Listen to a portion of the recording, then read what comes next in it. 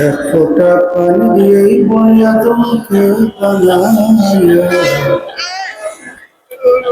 এই দুনিয়াতে কদিন ঘুরাইয়া ফিরাইয়া ওই অন্ধকার কবরে দিয়া যাইবে। এই দুনিয়াটার কাহাকেও থাকতে দিবেন না। ভাই বলি বন্ধুরে বলি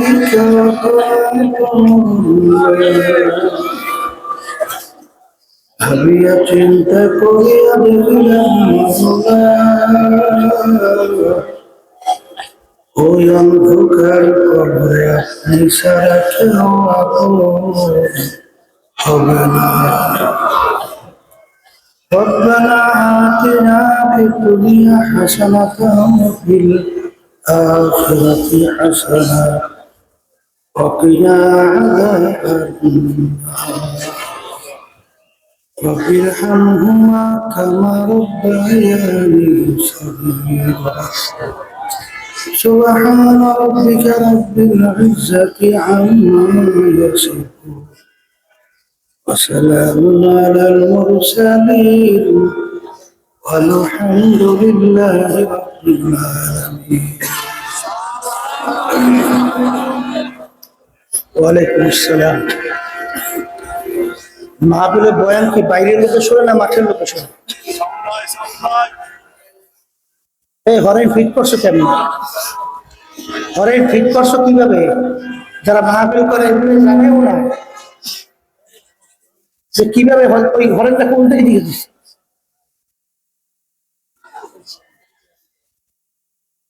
সফল সুশীল পিছনে দেওয়া আছে কিভাবে হরেন লাগাইতে হয়। হরেন লাগাই ওদিকে লাগাই দিচ্ছে। কেউ মাঠের ভিতরে কোনো কথা বলবে? এটা তো বুঝবেই না কথা, খালি ঘুম ঘুম করবে, কোনো কথা বুঝবে না। এখানে বয়ান করে কেমন?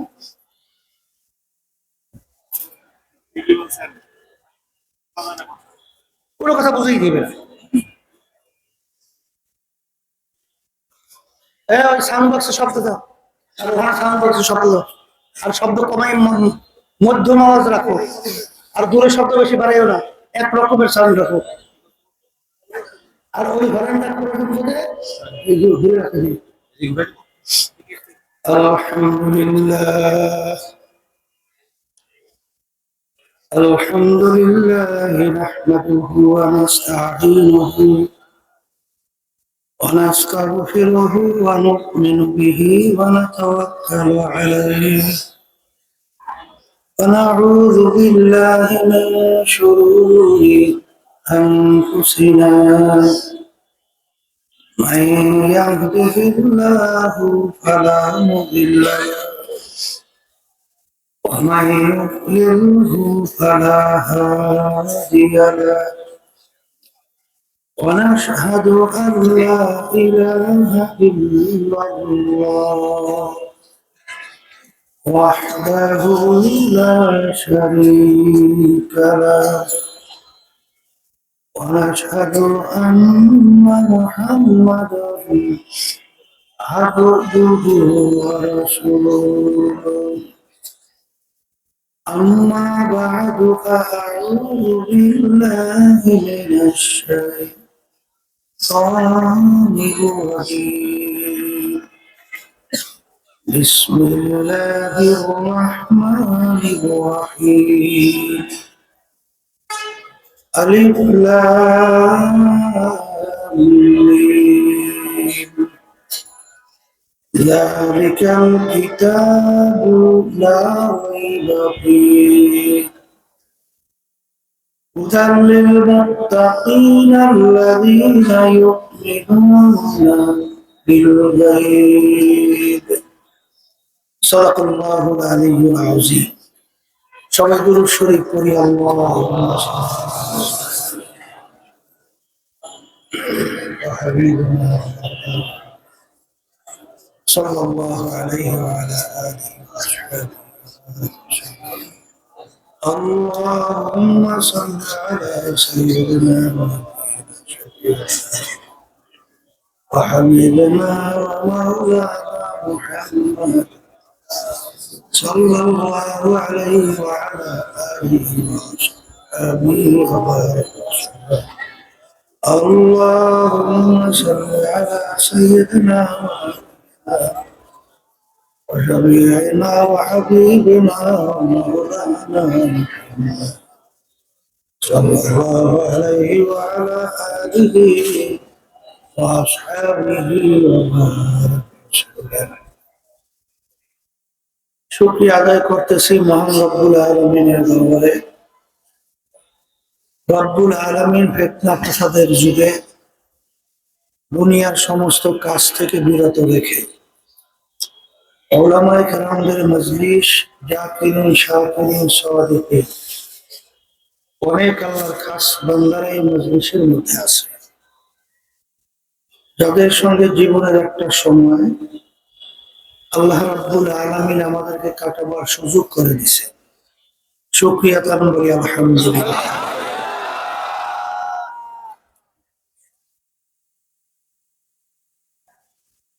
মা ইউরিদিল্লাহু বিহি খায়রান ইউফাক্কিহু ফিদ্দীন।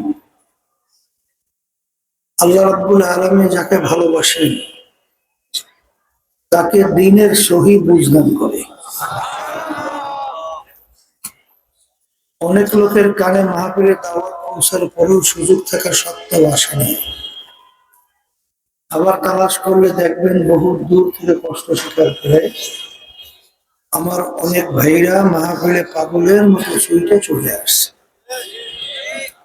মান জাদ্দা ওয়াজাদা, যে যে জিনিস পাওয়ার জন্য চেষ্টা করে ওই জিনিসে পাইয়াও যায়। দাদাজান আব্বাজান চরমনের জমিনে ঘুরে আসছে। আব্বাজান বলতেন দিনী মাহফিলে প্রথম থেকে শেষ পর্যন্ত থাইকা বাড়ি বিদায় হয়ে চলে গেলে আমল নামার মধ্যে কম পক্ষে হলেও 50 লক্ষ নেকির কম জমা হতেই পারে। নিয়াত যাদের সহি আল্লাহকে রাজি খুশির উদ্দেশ্যে যারা আসছে, রব্বুল আলামিন লক্ষ লক্ষ নেকি আমল নামা দান করবে। দুনিয়ার ভিতরে চলতে হইলে টাকা লাগে, আর আখিরাতের ভিতরে চলতে হইলে নেক লাগে। ঠিক না? আর এই নেক সংগ্রহের জায়গা হলো দুনিয়াতে।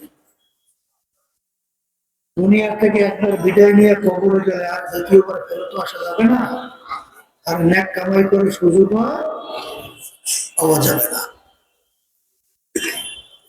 বর্তমানে বাংলাদেশের ভিতরে 100-এর ভিতরে প্রায় 92 জনের মতো মুসলমান বসবাস করে। মুসলমান সন্তানদের ভিতরে বর্তমানে এক শ্রেণী, তাদের চিন্তা ভাবনা নাস্তিকতা। অনেক মুসলমানদের সন্তানের চলাফেরা বিদেশিদের, বিদেশ বলতে বিজাতিদের কালচার, তাদের সংস্কৃতি। ইসলামে নিতে আদর্শ এবং ইসলামের সংস্কৃতি অনেক মুসলমানদের কাছে ভালো লাগে না। এর না লাগার কারণ কি? আমার আব্বাজান রহমাতুল্লাহি আলাইহি বলতেন বুঝের অভাব। আর এই বুঝের জন্যই মাহফিলের ব্যবস্থা করা হয়। যারা মানুষ তারা কিন্তু বুঝবে, সেই অনুযায়ী তার নিজের জীবনকে চালাবে। আর সুরাতে মানুষ ভিতরটা আবু জাহাল বা সাহেব আবুল হাব, এরা বুঝবেও না, আর সেই অনুযায়ী নিজের জীবনকে চালাবে। কথা ঠিক কিনা? বুঝবেন কিভাবে? এরকম দুইটা দিনে হরেন ফিট করার কোন নিয়ম আছে? এত বড় বড় হরেন মাত্র 2টা হরেন দিলেই যথেষ্ট। সেখানে কতগুলো হরেন বাজছে। যারা মাহফিল করায় এগুলো তো বুঝতে হইবে যে কেমনি হরেন ফিট করতে হয়, কেমনি কি করতে হয়। আর কিছু বুঝবে কথা? এখানে ঘুম ঘুম শব্দ আরবি।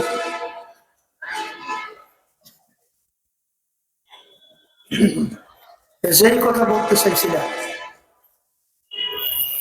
আবু জাহান উৎপা সাহেব আবুল হাম্মার্কা এরা কিন্তু বোঝে নাই। আর বর্তমানে এক শ্রেণী আমার বাজান্না পর্দারে মাগুরের আছে, এরাও ওই মার্কা, এরাও বোঝে না। ওরা ঠিক বুঝার জন্য আমি কুরআনুল কারীমের শুরুর আয়াত তেলাওয়াত করেছি। যারা মানুষ তারা চিন্তা করবে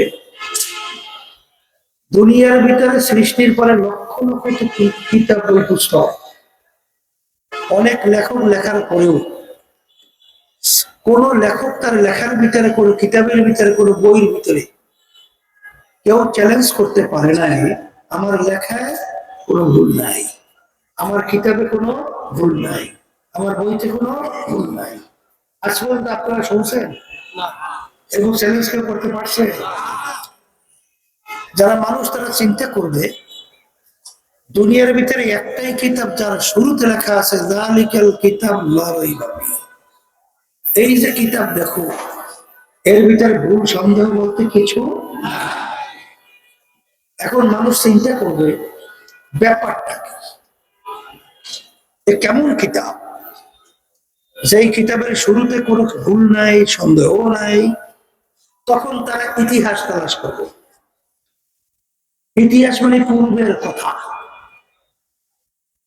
তালাশ করে দেখবে কোরআন কারীম নাযিল হয়েছিল যার উপরে, মুহাম্মদ রাসূলুল্লাহ।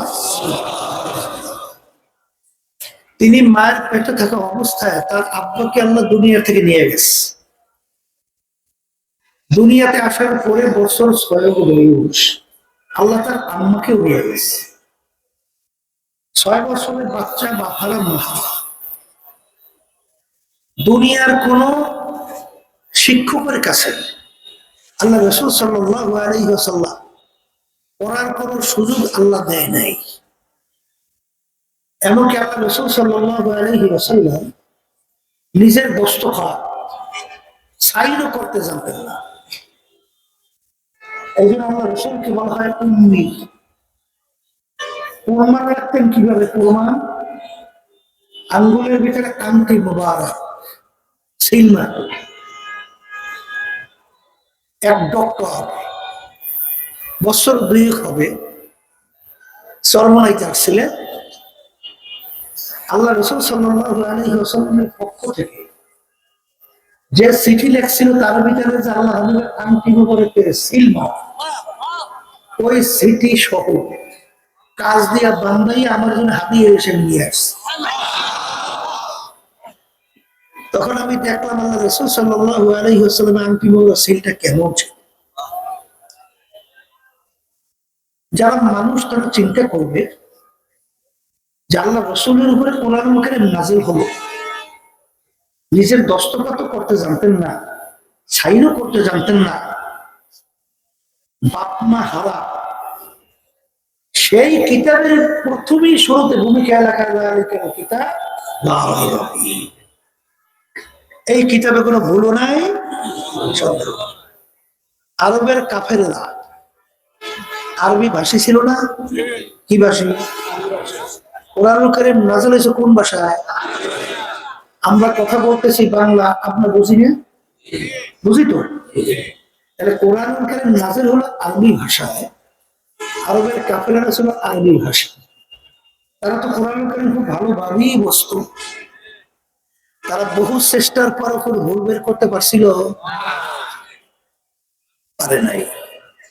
এই 1450-1500 বছরের কাছাকাছি এত বৈজ্ঞানিক দার্শনিক পণ্ডিত বহু বুদ্ধিমান দুনিয়া থেকে বিদায় হয়ে গেছে না, যায় না? এখন বর্তমানে আছে না? এখনো কোরআনুল কারীমের ভিতরে সেই চ্যালেঞ্জের আয়াত কি আছে না নাই? তাহলে এখনো কি কোনো ভুল বের করতে পারছে? বরঞ্চ আমরা আলোচনা করলে, পর্যালোচনা করলে আমরা কি পাই? যখনই কোরআনুল কারীম নিয়ে কেউ রিসার্চ করছে, যারা হক তালাশ করে, সঠিক তালাশ করে, তারা এই কালিমা পড়ে মুসলমান হয়ে গেছে। এরকম ঘটনা কি একটা দুইটা না, লক্ষ লক্ষ। কিছুদিন আগে আমেরিকার এক পাদ্রী খ্রিস্টানদের ধর্ম যাজক, সে যখন কোরআনুল কারীম নিয়ে রিসার্চ করলো, কিছুদিন আগে তিনি নিজেই কালিমা পড়ে মুসলমান হয়ে গেছে। এরকম ভুরি ভুরি হাজার হাজার লক্ষ লক্ষ এরকম প্রমাণ আছে না নাই? এরপরে আমাদের বাংলাদেশের মধ্যে এখনো নাস্তিকের সংখ্যা কিন্তু কম নাই, অনেক নাস্তিক কিন্তু টের পান না আমরা কিছুটা ভাই, কথা বলেন নাই? কয়েকদিন আগে বিএনপির এক ওই যে এমপি প্রার্থী মহিলা, 2 দিন আগে না, এই তুলি নাকি হুলি, এই তুলি বক্তব্য দিয়েছে কোরআন কারীমের বিরুদ্ধে। কোরআন কারীমের বিরুদ্ধে বক্তব্য দিলে পরিমাণ থাকে? ওদের কিন্তু পরিচয় দেয় মুসলমান, কিন্তু কোরআনুল কারীমের একটা আয়াত অস্বীকার করলে, একটা অক্ষর অস্বীকার করলে ঈমান থাকবে? নাম তো দিয়েছে মুসলমান, কাজ সব নাস্তিক, কথা ঠিক কিনা? বর্তমানে বাংলাদেশেও এই দলের অভাব নাই। আমরা মুসলমান যারা আলহামদুলিল্লাহ কোরআন কারীমের ঈমান আনছি, আল্লাহর উপর ঈমান আনছি, আল্লাহ রাসূল সাল্লাল্লাহু আলাইহি ওয়াসাল্লামের ঈমান আনছি, কথা ঠিক কিনা? মনে করছেন আমরা কি বুঝি না?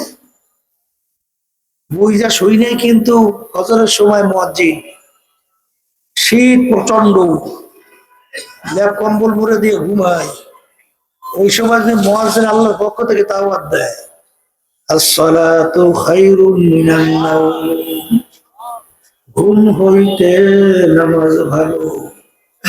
তখন ওই ঠান্ডার ভিতরে লেপ কম্বল ফেলাইয়া অনেক সময় ঠান্ডা পানিতে উজু করিয়া কি পাগলের মতো মসজিদে দৌড়ে না, কথা বলে না?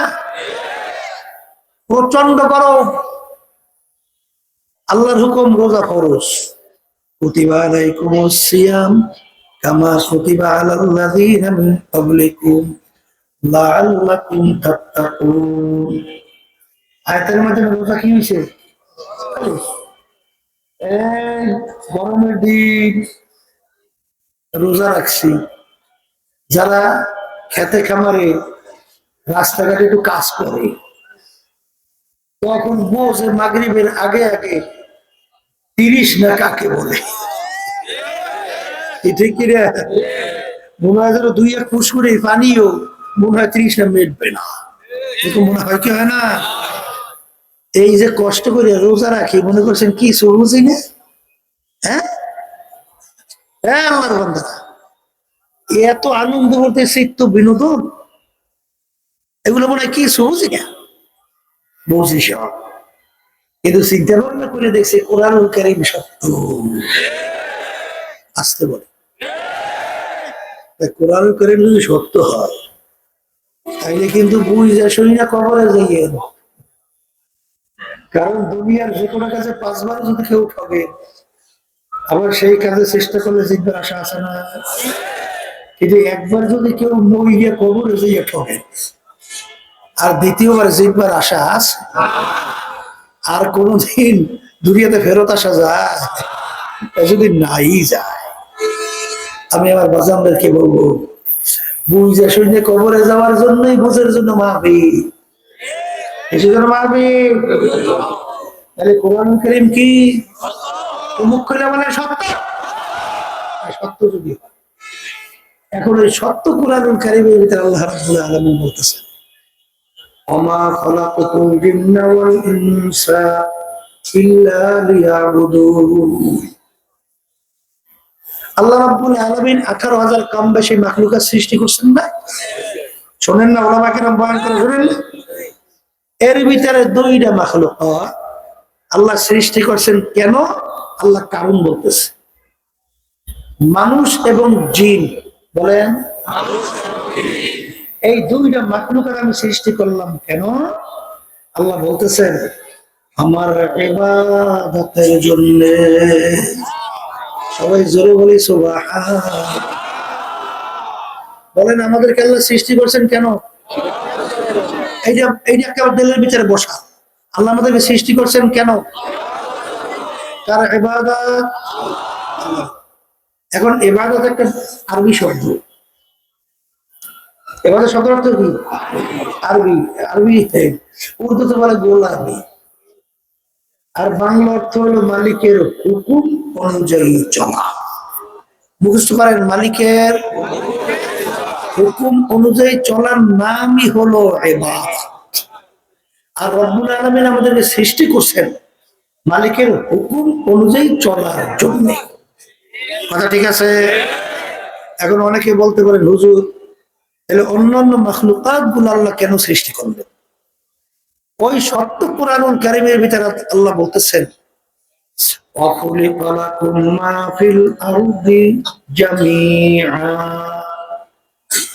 আমি অন্যান্য মাখলুকাত গুলো সৃষ্টি করলাম তোমাদের জন্য। অন্যান্য মাখলুকাত আল্লাহ সৃষ্টি করেছেন কাদের জন্য? এখনই বুঝবেন। এই আমরা সূর্য দেখি না, সূর্য, সূর্য কি আমাদের মানুষের দরকার আছে না নাই? আচ্ছা, সূর্য যদি না থাকে মানুষ বাঁচবে? কোন ফসলাদি হবে? তাহলে সূর্য আমাদের দরকার আছে না না? সূর্য আমরা সৃষ্টি করেছেন কাদের জন্য? আচ্ছা, এখন বলেন তো, একটা মানুষ যদি দুনিয়া না থাকে সূর্যের কি হয়? কিছু হবে? তাইলে বোঝা গেল সূর্য আমাদের দরকার, কিন্তু আমাদেরকে সূর্যের দরকার নেই। তাহলে সূর্য আল্লাহ বানাইছে কাদের জন্য? কি বাস্তবতা না অবাস্তবতা? এই আল্লাহর বান্দারা, গরু আছে না, গরু, কি গরু আমাদের মানুষের লাগে কি লাগে না? এই গাভী লাগে দুধ খেতে, আবার বাচ্চা হবে, বংশ বিস্তার করবে, আবার হাল চাষ করতে লাগে, অন্যান্য কাজে লাগে, আবার জবাই দিয়ে আলহামদুলিল্লাহ গোস্ত পাক করে খাওয়ানোর কাজে লাগে, চামড়া দিয়ে আবার বিভিন্ন মালাজ বা বানানো লাগে। তাহলে গরু আমাদের প্রয়োজন। কিন্তু একটা মানুষ যদি দুনিয়ার থেকে গরুর কি হয়? তাহলে গরু আল্লাহ বানাইছে। গাছ আমাদের দরকার আছে, ফার্নিচার বানাইছে ঘি দিয়ে। একটা মানুষ দুনিয়ার তাহলে গাছের কি হয়? কিছু হবে? গাছ কাদের জন্য? মাছ যত তালাশ করবেন সব আমাদের প্রয়োজন, কিন্তু আমাদেরকে তাদের প্রয়োজন নেই। কথা বুঝলেন? এখন আল্লাহ আমাদেরকে বানাইছে কিসের জন্য? আল্লাহ আসেন। এখন ইবাদত বলছে মালিকের হুকুম অনুযায়ী চলা। আল্লাহর বান্দা কে মানবেন তা জানি না, কিন্তু ওলামায়ে কেরাম আমাদের দায়িত্ব বলা, আমাদের বইলা দেওয়া দায়িত্ব। কে মানবেন কে মানবেন না, জোর করে মানাবার দায়িত্ব আমাদের নাই। কারণ আল্লাহ রাসূল সাল্লাল্লাহু আলাইহি ওয়াসাল্লাম হাজার চেষ্টা করার পরেও আল্লাহ যদি কাউকে হেদায়েত দেন নাই, তাকে হেদায়েত নসিব করাইতে পারছে? তার চাচা আবু তালেব তাকে হেদায়েত প্রাপ্ত করতে পারছে? কালিমা পড়াইতে পারছে? চেষ্টা তো কম করে, কিন্তু আল্লাহ চায় না, পারে নাই। কথা ঠিক কিনা? তাহলে আমাদের দায়িত্ব বইলে দেওয়া। এখন মালিক বানাইছেন আমাদেরকে তার ইবাদতের জন্য। এখন আমার মালিকের হুকুম প্রত্যেকটা মানুষের ব্যক্তিগত জীবনে আছে, জোরে বলে না আছে, পারিবারিক জীবনে আছে, কামাই খরচের মধ্যে আছে, সামাজিক জীবনের মধ্যে। আচ্ছা, এই রাজনৈতিক জীবনের মধ্যে, আন্তর্জাতিক জীবনের মধ্যে আছে, পোশাকাদির মধ্যে নাই, সেখানে আছে। এক শ্রেণী আমার বাজারে পর্দায় মা বোনেরা পোশাকের কিন্তু কোনো গুরুত্ব দেয় না, পোশাকের কোনো গুরুত্ব। তাহলে আল্লাহ রাব্বুল আলামিন সত্য কালামের ভিতরে কি বলছেন? লিবাসুত তাকওয়া যালিকা খায়র, পরহেজগারি লিবাস তোমাদের জন্য উত্তম। তাহলে পোশাকও কার হুকুম? মুখে কথা বললেন। তাহলে ব্যক্তিগত জীবন পোশাক দিতে মালিকের হুকুম আছে, পারিবারিক জীবনে নাই। এই এক শ্রেণী আমার বাজারে নামাজ পড়ে রোজা রাখে, তাহাজ্জুদের নামাজও কামাই নাই, হজ যাকাতও দেয়, এবার দান সদকাও কম করে না, কিন্তু ঘরের মধ্যে সব বেনামাজি। পোলা নামাজ পড়ে না, মাই হয় নামাজ পড়ে না, স্ত্রী নামাজ পড়ে না, কিন্তু হে তো মাশাআল্লাহ খুব দরবেশ আছে না নাই? আমার মালিক কি বলছেন কোরআনুল কারীমের মধ্যে?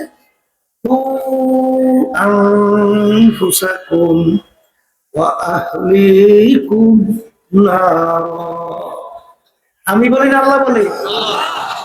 তুমি নিজে জাহান্নামের আগুন থেকে বাঁচো, তোমার আহার পরিবার পরিজনকে জাহান্নামের আগুন থেকে বাঁচাও। তাহলে সেখানে মালিকের হুকুম আছে। সামাজিক ক্ষেত্রে মালিকের হুকুম নাই, আছে না নাই? আল্লাহ রাসূল সাল্লাল্লাহু আলাইহি ওয়াসাল্লাম পরশীদের ব্যাপারে এমন ভাবে হকের ব্যাপারে তাকিদ করতেন, সাহাবায়ে কেরাম বলেন, হে আল্লাহর রাসূল, আপনি যেভাবে আমাদের পরশীদের ব্যাপারে, আপনি হকের ব্যাপারে যেভাবে আলোচনা করলেন, এতে আমরা দুনিয়া থেকে বিদায় হওয়ার পরে তারা কি আমাদের জমি জামারও ওয়ারিস হবে নাকি? এমন ভাবে তাকিদ দিলেন, মনে হয় যেন জমি জামার ওয়ারিস হবো নাকি, এরকম ঘটনা কি? এক শ্রেণী আমার বাজার না, আল্লাহ অর্থ সম্পদ ভালো দিয়েছে, আলহামদুলিল্লাহ, ভালো না খারাপ, কিন্তু তার পাশের পড়শি আরে টাকার অভাবে ঠিক মতো চিকিৎসা করতে পারে না, ঠিক মতো খাইতেও পারে না, অর্ধাহারে অনাহারে রাত্র দিন যাপন করে, ঠিক মতো পোশাকাদি পড়তে পারে না। তুমি ভালো করে যাই না রাখো, তোমার পাশের পড়শি যদি আল্লাহ তোমাকে আর্থিক সচ্ছলতা দেওয়ার পরেও তাদের কোনো খবরাদি অসচ্ছল হওয়ার কারণে না নেও, তুমি পেট বইরা খানা খাও না, তুমি জাহান্নামের আগুন পেটে ঢুকাও। কথা ঠিক কিনা? সেখানে তাদের খবরাদির ব্যাপারে আল্লাহর হুকুম আছে না নাই? এই ব্যবসা বাণিজ্যের ব্যাপারে নাই? আমার আল্লাহ কি বলেন কোরআন কারীমের ভিতরে? আহাল্লাল্লাহু বাইআ ওয়া হারামা রিবা। আমার মালিক বলেন, তোমাদের জন্য আমি ব্যবসাকে হালাল ঘোষণা করলাম, আর সুদ তোমাদের জন্য আমি হারাম ঘোষণা করলাম। বলেন ব্যবসা হালাল, খুলে বলেন সুদ, সুদ। আরে অনেক নামাজি হুজুর দাঁড়িয়ে আছে, টুপি আছে, একই তো হুজুর করে কথা হয় না, লম্বা জামাও আছে, ওদিকে সুদের সঙ্গে ব্যবসায় জড়াই আছে। আমি বহু তালাশ করে দেখছি, কোন সুদী ও আরামে নাই। আপনাদের চোখে আরামে আছে কিনা আমার জানা নাই। হারামে আরাম নাই, হারামে আরাম, ও মনে ঠিক মতো শান্তিতে ঘুমাইতেও পারে না এই সুদীরা। কথা ঠিক কিনা? তাহলে সুদ আল্লাহ হারাম করছেন, আর ব্যবসা হালাল। অনেকে আবার মনে করে বলছে, সে আসে আমাকে বলতেছে, হুজুর আপনার দুনিয়ার বিভিন্ন এই ব্যবসা বাণিজ্য কাজকর্ম হুজুর এখন আর ভালো লাগে না, এখন এগুলো আর ভালো লাগে না। কি ভালো লাগে? বলে হুজুর এখন সব সময় এই আখিরাতের ব্যাপারে পড়িয়ে থাকতে চাই, মানে সারাদিন ইবাদতের ভিতরে থাকতে চাই। আমি বলি সর্বনাশ যাওয়ার পরে এই যে শিখছেন, সর্বনাশ যাওয়ার পরে এই যে শিখছেন, হ্যাঁ এইটা পাইছেন কোথায়? হে আল্লাহর বান্দা, তুমি দোকানদারি করো, সেখানেও কিন্তু ইবাদত। তুমি বিভিন্ন ব্যবসা বাণিজ্য করো, সেটাও কিন্তু ইবাদত। আল্লাহ রাসূল সাল্লাল্লাহু আলাইহি ওয়াসাল্লাম বলেন নাই যে যে সঠিক ব্যবসায়ী হবে তার হাসর হবে সিদ্দিকদের সঙ্গে, নবীদের সঙ্গে।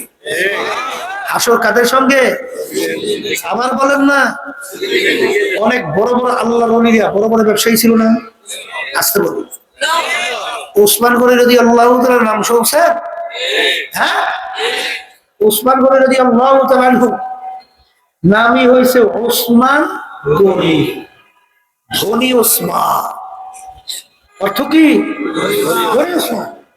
এত বড় ব্যবসায়ী ছিল, আপনি এখনো মদিনা শরীফ গেলে দেখবেন ওসমান রাদিয়াল্লাহু তাআলার বড় বড় মাজরা এখনো পড়ে আছে।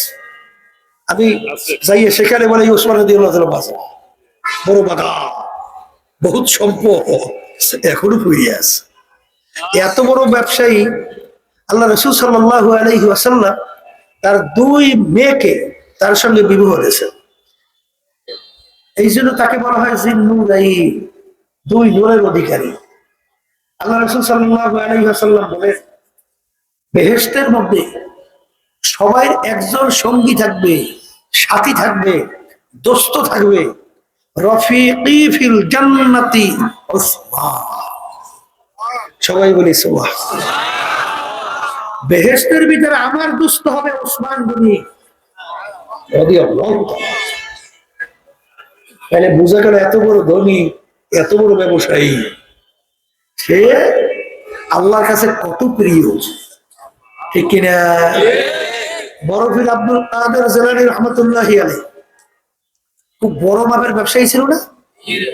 হ্যাঁ, গালেবে গুমান এক আলেম হযরতের দরবারে গেল, যাইয়ে তাকে হযরতের দরবারের ভিতরে শান শৌকত, দান কোঠা, অভাব নাই। এইটা দেখার পরে সে মনে মনে বলে এত সম্পদের মালিক এ আল্লাহ ওয়ালা হয় কিভাবে? আল্লাহ ওয়ালা কিভাবে? এখন বলতেও পারে না। শেষ পর্যন্ত হয়তো বাথরুমের ভিতরে ঢুকছে, ঢুইকে দেওয়ালের ভিতরে লিখে রাখছে, এর ভিতরে বাথরুমের দেওয়ালে লেখছে আমার দস্ত দুনিয়া দোস্তে দাও। এত বড় সম্পদের মালিক, এত বড় সংসারওয়ালা মানুষ, সে আল্লাহ ওয়ালা হইতে পারে না। এইটা লিখে বেরিয়ে চলে গেছে। আর একজন হয়তো বাথরুমে ঢুকছে, ঢুইকে দেখে এক মেসরা এক পংক্তি, বুঝেন নাই? দুই লাইন মিললে একটা কবিতা হয় না, ওদের পংক্তি কয়, মেসরা কয়, বুঝলেন? তাই সেখানে এখন সে সামনে লেখে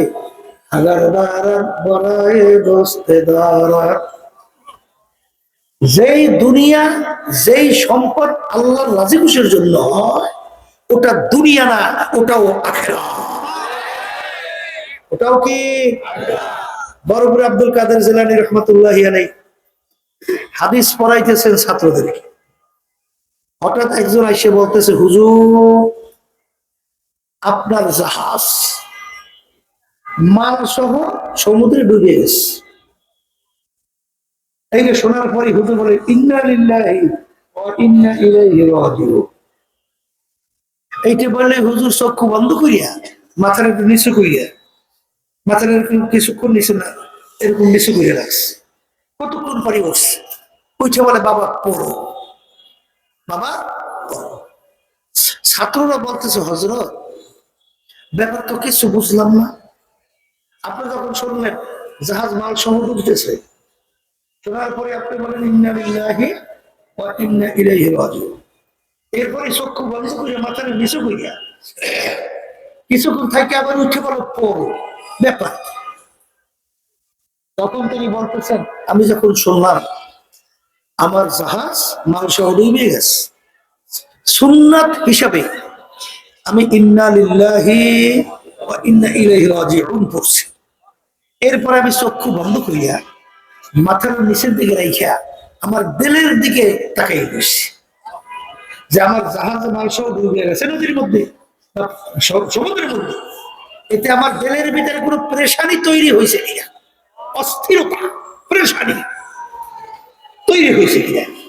আল্লাহর রহমতে অনেক সময় আমি দিলের দিকে তাকানোর পরে দেখি আল্লাহর রহমতে আমার দিলে কোনো অস্থিরতা পয়দা হয় না। এই জন্য বাজানদেরকে বলবো, একজন রাস্তার ফকির ভিখারি, সে ভিক্ষা কইরেও দুনিয়াদার হতে পারে, আর একজন রাজ সিংহাসনে বৈশাখ বাদশা হইয়াও আল্লাহ ওয়ালা হইতে পারে। কথা বোঝেন নাই? বুঝছেন কিছু? এর কারণ কি জানেন?